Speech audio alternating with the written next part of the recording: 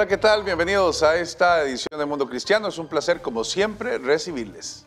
Bienvenidos, mi nombre es Angie Zamora y es un gusto estar aquí con todos ustedes. ¿Qué le tenemos preparado? Le presentamos los titulares. Ante diferentes explicaciones de la brutal masacre en Israel el 7 de octubre, un pastor nos explica el porqué de este odio contra los judíos. Además, ¿cuáles son las particularidades y el estado de la libertad religiosa en América Latina? Se lo contamos en esta edición. Y aumenta la cantidad de nones en Estados Unidos. ¿Cuáles son los argumentos de estas personas para no pertenecer a una religión? Esto y más en esta edición estelar de Mundo Cristiano. Tras semanas de guerra en Israel y tras ver las indescriptibles atrocidades que cometieron los terroristas de Hamas contra israelíes, muchos siguen dando diferentes explicaciones a por qué este odio contra el pueblo judío. El pastor Greg Laurie brindó una explicación muy simple, pero que sin duda va más allá de la lógica de muchos. Algunos dirán que todo comenzó como un conflicto territorial, otros dirán que es una guerra religiosa, y así muchos intentarán dar razones del por qué Israel fue brutalmente atacado el 7 de octubre, dejando las escenas más impactantes desde el Holocausto contra el pueblo judío. Esto ha sido simplemente impactante y horripilante, ver estas imágenes de civiles siendo atacados, mujeres, incluso personas mayores que han sobrevivido al Holocausto. Y luego niños, más recientemente oír hablar de bebés que fueron asesinados y decapitados. Esto es maldad a otro nivel.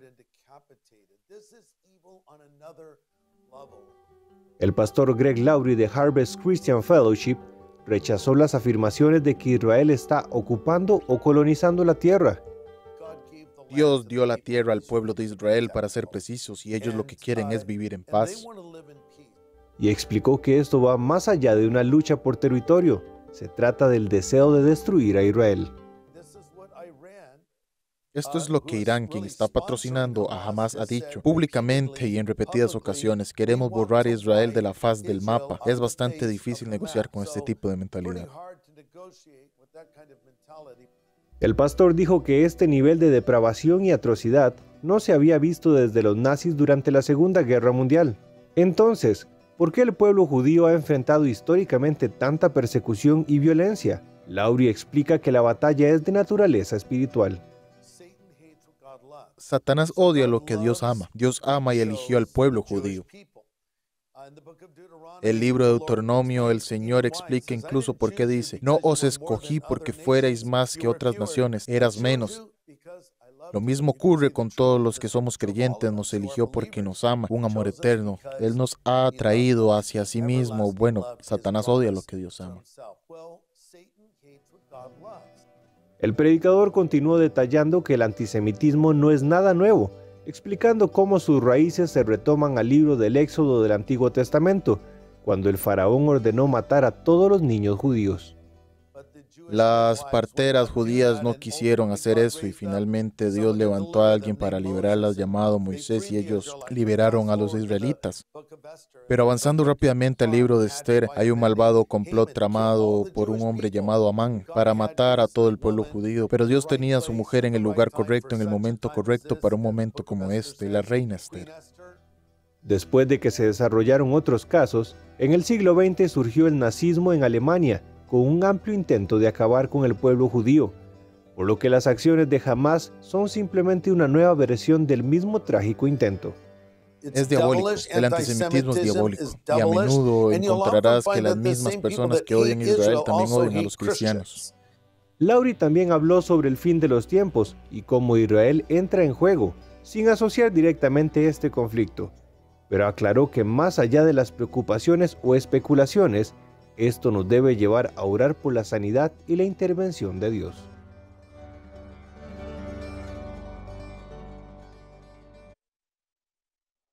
Se le ha llamado el Metro de Gaza, la intrincada red de túneles mortales enterrados en las profundidades de la Franja de Gaza.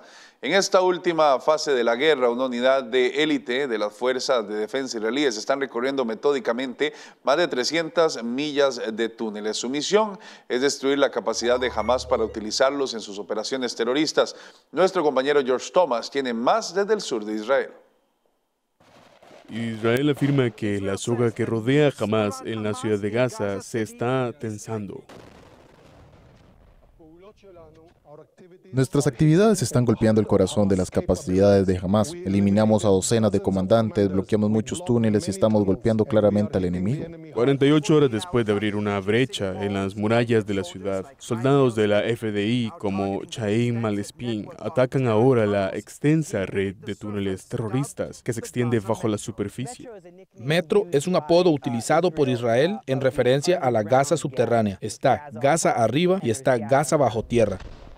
Malespin, que ha servido casi 20 años en el ejército israelí, fue llamado hace aproximadamente un mes para participar en las operaciones militares en la franja de Gaza, centrándose en cientos de esos túneles. Malespin forma parte de la unidad élite de Yahalom, de operaciones especiales de la FDI, encargada de demoler las redes de túneles de Hamás. Gaza bajo tierra tiene 500 kilómetros de túneles. En realidad hay varios tipos. Tienes los túneles de ataque. Luego tienes túneles para suministros, para armas, para centros de mando. Luego tienes túneles pequeños, tan anchos como puedas estirar las manos, así de anchos, por donde simplemente pasan las tropas. La FDI ha publicado varios videos en los que se ve a sus tropas volando a entrada de túneles y varios pozos, algunos situados cerca de parques de atracciones como este. Mientras que otros, como este túnel de ataque, fue descubierto en el primer piso de un edificio de apartamentos. La ruta pasaba por un barrio residencial, por casas civiles, justo por el salón de una casa. Cada túnel descubierto, algunos situados cerca de mezquitas, hospitales, escuelas e iglesias, vienen repleto de armas como morteros, pistolas, granadas, RPG, minas y más. Ahora todos los sistemas no son solo una línea recta, hay curvas, tienes habitaciones secretas, puertas secretas. Tienes tantas cosas que tienes que tener cuidado. Este mapa muestra una alta concentración de túneles en el norte y el sur, unos pocos en el centro de la franja de Gaza. Y ahora que las fuerzas de la FDI se adentran a la ciudad, Malespin, cristiano, Israel, estadounidense, pide a la gente de todo el mundo que siga orando por sus operaciones militares. Oremos para que tengamos esa sabiduría supernatural para saber dónde están esos túneles de donde va a venir la amenaza. Y son tramposos, son tramposa. Hamás a veces utilizan artimañas. No es como una guerra de guerrillas, son como la guerra de guerrillas 2.0. George Thomas, CBN News. ¿Y sabe usted cómo se encuentra el derecho a la libertad religiosa en América Latina? Al volver de la pausa tendremos una conversación con parte del equipo del Observatorio de Libertad Religiosa en esta región. Ya volvemos. Continuamos informándole el resto de la historia, ahora de una forma diferente y a tan solo un clic, a través de la plataforma TikTok. Todo el acontecer de la comunidad cristiana en el mundo. Síganos como Mundo Cristiano TV.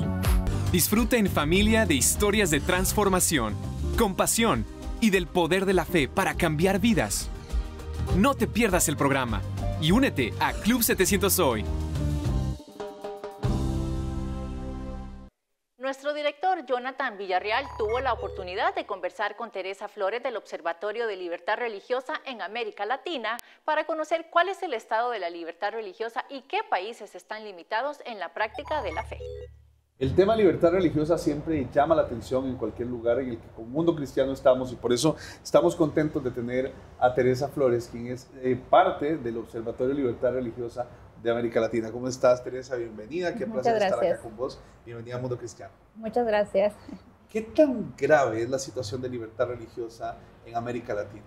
El observatorio es un programa que se encarga de investigar, capacitar y hacer incidencia política en tema de libertad religiosa. Y como parte de estos trabajos, estas líneas de trabajo, la investigación ha arrojado que lamentablemente la situación no está mejorando. Hay contextos en gobiernos autoritarios, ¿no? Como Nicaragua, por ejemplo, Cuba, en los cuales las iglesias están sufriendo limitaciones serias a su libertad religiosa. En México y Colombia podemos encontrar limitaciones también a la seguridad humana de líderes religiosos en contextos de violencia y crimen organizado.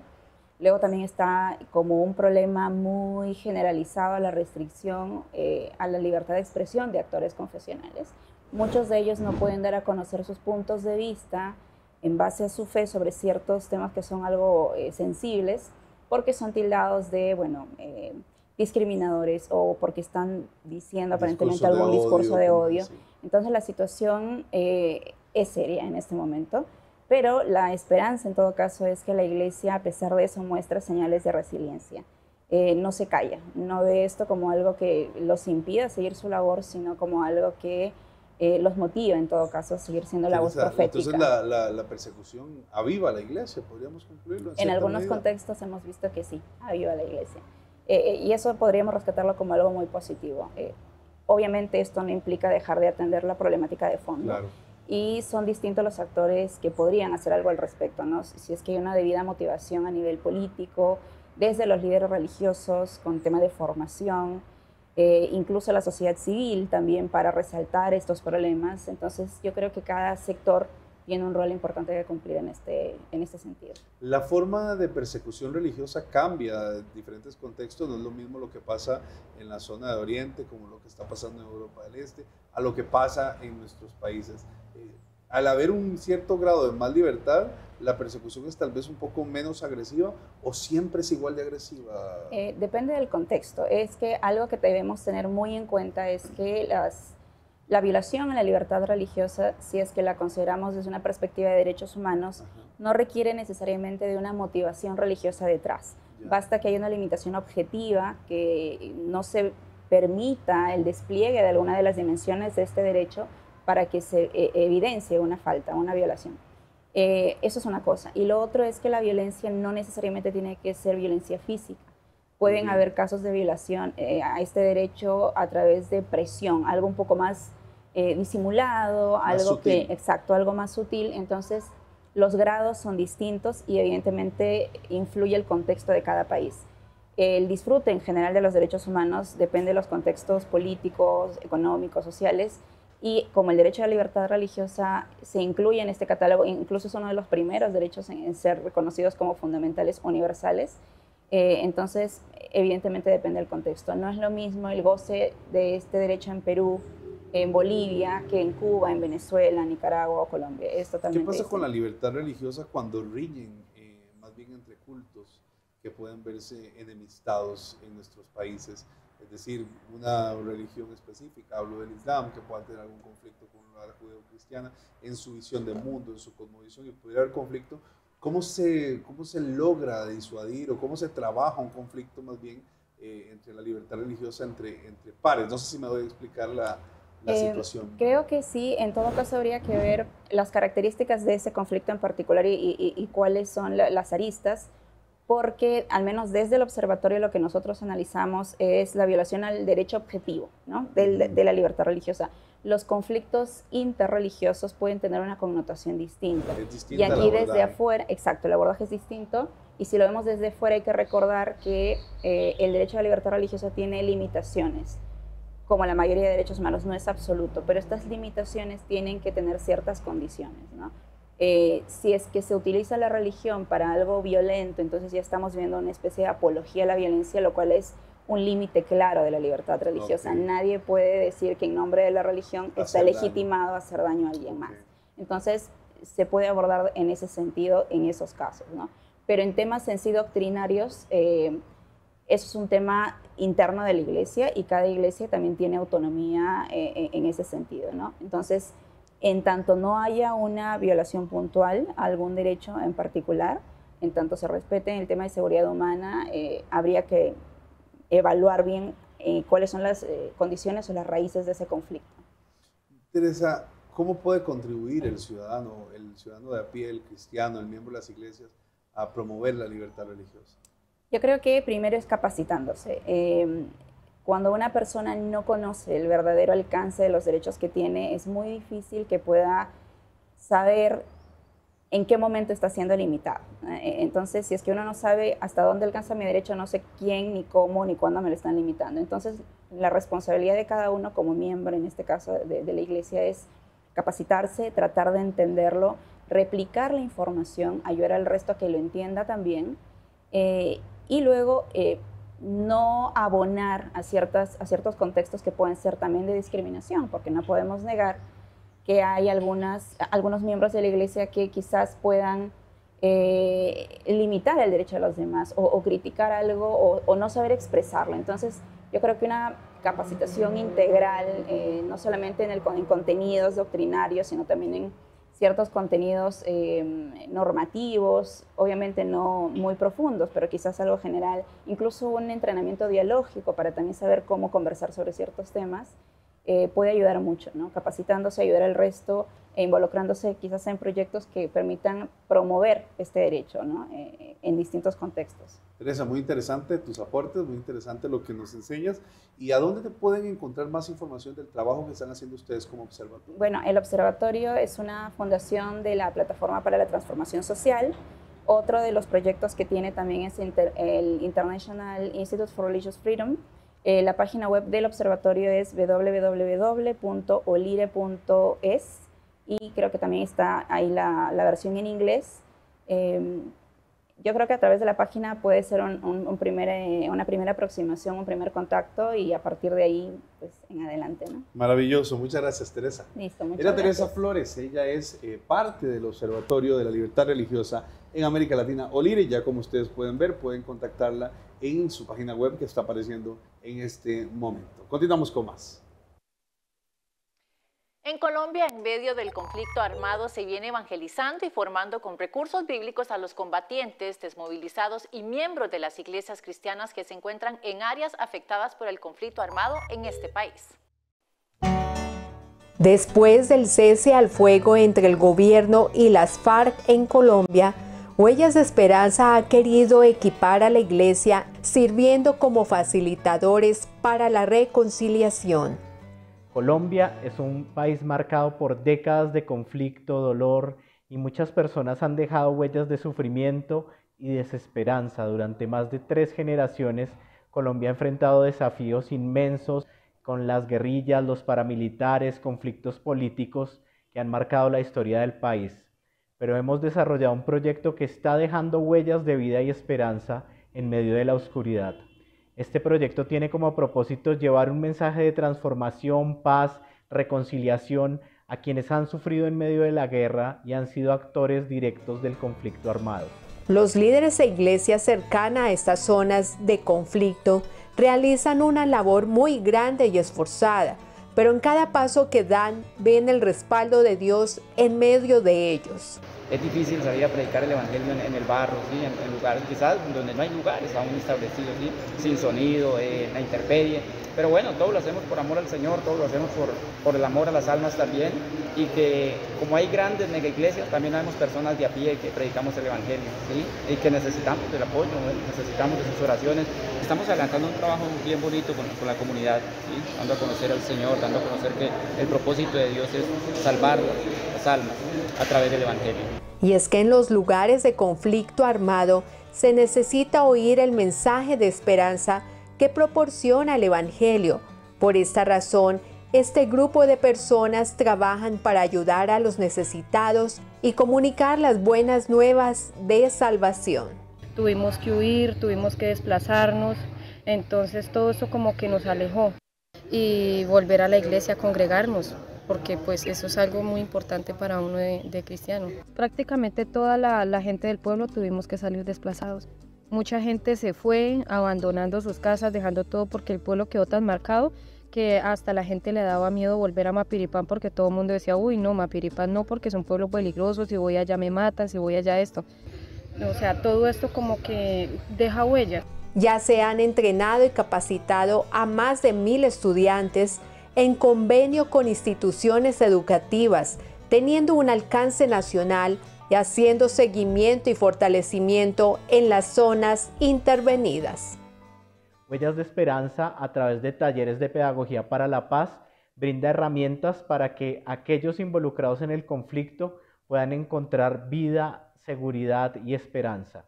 Este programa busca transformar vidas, reunir comunidades, promover reconciliación a través de los principios del perdón. Es un programa que une a las diferentes denominaciones cristianas, pues reconoce que la Iglesia en Colombia desempeña un papel fundamental en el proceso de la paz y ayuda a construir paz. Gracias Dios, porque hasta aquí me Mientras tanto, la Iglesia de Colombia continuará trabajando en el postconflicto, afianzando así el proceso de paz. Desde Colombia informó para Mundo Cristiano, Angélica Pacheco. Haremos una breve pausa, pero no se despegue, que al volver le mostramos cómo en los últimos años ha habido un crecimiento significativo de estadounidenses que no se identifican con ninguna religión en particular. La mejor noticia es que aunque la vida tiene momentos duros, fui la vergüenza de Las Vegas. La más grande vergüenza que alguien haya pasado en Las Vegas es Olga Briskin cuando Juan Gabriel la planta. Siempre puede mejorar. Entonces Dios no solamente me salvó la vida, sino que me libró de la cárcel. Solo hay que decidirse por el camino correcto. Cuando no quieres tu vida y empiezas a entregar tu vida por otras personas, ahí es en donde te das cuenta que vale la pena vivir. Lo que puede suplir Dios, nadie en este mundo lo puede suplir. De rodillas y le dije, Señor, si me dejas salir de aquí un día, yo te prometo que me voy a dedicar a ti y voy a dedicarme a la música, que es lo que tú me has dado. Conéctate a Vive Más y experimenta las historias de personas que descubrieron que vivir es mucho más que existir. El amor humano sin Dios no es suficiente para que una relación perdure. Búscanos como Vive Más TV en Facebook y llénate de vida. En los últimos años ha habido un crecimiento significativo de estadounidenses que dicen que no se identifican con ninguna religión en particular, o como algunos analistas los llaman, los nones. Muchos de ellos son cristianos que encontraron una fe alternativa o que no encontraron en la iglesia lo que buscaban. En este primero de 2 reportajes analizamos quiénes son los llamados nones y cómo explican su fe. Si se pregunta a los estadounidenses cuál es su religión, casi 1 de cada 3 responde ninguna. A este grupo que no se afilia a una religión en particular se le llama los nones. Eso según una encuesta realizada por el Centro de Investigación de Asuntos Públicos de la agencia The Associated Press y NORC. La historia más importante, sin lugar a dudas, es el increíble aumento en la proporción de estadounidenses que no son religiosos. En 1972, solo el 5% de los estadounidenses se identifican como ateos, agnósticos o nada en particular. Hoy en día, el 30% de los estadounidenses se identifican como ningunos, y entre los estadounidenses adultos más jóvenes, probablemente más de 45% de los estadounidenses se identifican como no religiosos. Según la encuesta de la AP y NORC, la mitad de los nones se llaman a sí mismos ateos o agnósticos, pero la otra mitad simplemente dice que no son nada en particular. Tenemos 3 tipos de nones. Los ateos, que son los que dicen que Dios no existe. Los agnósticos son personas que dicen que no podemos saber si Dios existe o no. Y luego un tercer grupo que se llama nada. Este es en realidad el grupo religioso de más rápido crecimiento en Estados Unidos hoy en día. ¿Y cómo viven su fe este grupo en crecimiento que dice no ser nada en particular? ¿Qué argumentos dan para no ser parte de ninguna iglesia, religión o denominación? Doris Brower, que se mudó a Estados Unidos hace 20 años y se instaló en Pittsburgh, Pensilvania, dice que practica una espiritualidad viva, dirigiendo meditaciones con sonido. Realmente el momento que cambió mi vida fue cuando mi mejor amigo de la infancia murió de cáncer a los 15 años. Fue una experiencia muy difícil y no encontré ninguna respuesta. Como si mis padres no pudieran decir nada. ¿Qué pasa después de que morimos? La iglesia solo presenta el cielo y el infierno. Ahora ella dice que tiene como objetivo crear experiencias en las que las personas se conecten consigo mismas y con el mundo que las rodea a un nivel más profundo. Entre los que asistieron a una de sus meditaciones el verano pasado se encontraba Hit Papichank, quien creció como católica pero ya no tiene afiliación religiosa. Y eso es esencialmente lo que la meditación me ha proporcionado. Una intimidad con uno mismo y una cercanía a la naturaleza, a Dios. En agosto, la comunidad de libre pensamiento de Pittsburgh, que incluía a ateos, agnósticos y humanistas, se reunieron para su hervido anual de camarones en North Park, en las afueras de Pittsburgh. Una de las asistentes, Karen Campbell, que se considera agnóstica, cree que el aumento de los nones se debe a la falta de relevancia de la iglesia hoy en día. Creo que ya no es relevante. Quiero decir, eso es lo que realmente encuentras con las personas que no son convertidas. Simplemente no ven ninguna relevancia en ir a la iglesia. No es que crean o puedan creer, pero ya sabes, simplemente es un inconveniente ir a la iglesia. Es un inconveniente hacerlo. Así que simplemente no lo hacen. Y ya sabes, no hay ninguna razón por la que deberían hacerlo. Según el experto Ryan Burke, los nada en particular son menos religiosos que los católicos, los protestantes o los judíos, pero son más religiosos o espirituales que los ateos y los agnósticos. Burke, el principal investigador de los Nones, también es un pastor local en Illinois, que ha visto disminuir su asistencia a la iglesia en los últimos 16 años. Cuando veo el gráfico de líneas apuntando hacia abajo, no es solo un gráfico de líneas. Es lo que he visto todos los domingos de mi vida durante los últimos 16 años. A medida que pasamos de 52, 42, 32, 22, 10, esto no es solo un ejército académico para mí, esta es mi vida. Según las estadísticas y sus conclusiones generales, Burke cree que en los próximos 40 años habrá más estadounidenses no religiosos que cristianos. Esta sería la primera vez en la historia de Estados Unidos. Lamentablemente la iglesia no nos hemos enfocado en discipular a las personas, sino que la tendencia más a los macroeventos ha sido una cuestión que ha afectado. Analizamos con el escritor y pastor de la Iglesia Bautista Camino de Fe en Nueva York qué ha estado haciendo la iglesia mal y qué debería hacer ante el aumento de los no creyentes.